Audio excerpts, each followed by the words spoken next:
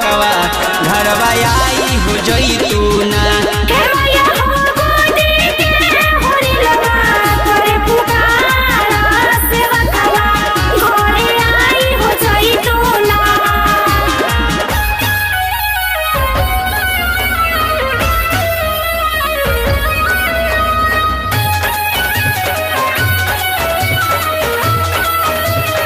बोला बोला सच्चे दरबार की।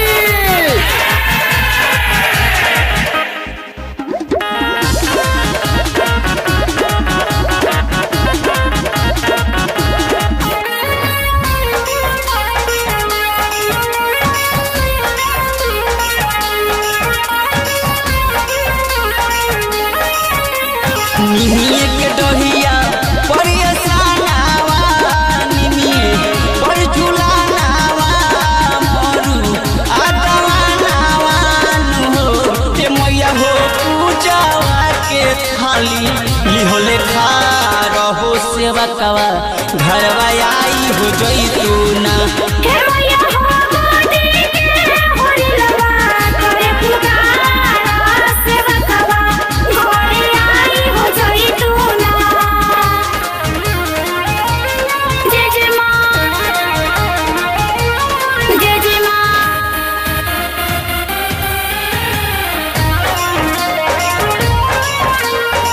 बोला बोला थावे वाली मैया की।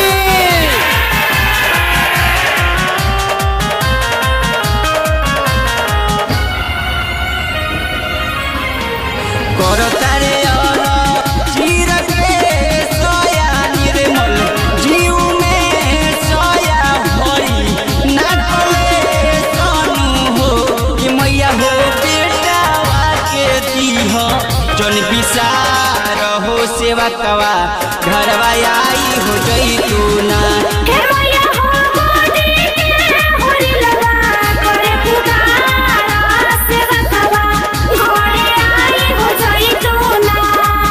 कर जोरी कहिले भवानी मैया रुकमकया मैया रुसी चली मैया हे मैया हो गोदी के होरी लवा करे पुकार हो सेवकवा घरवा आई हो जैतूना।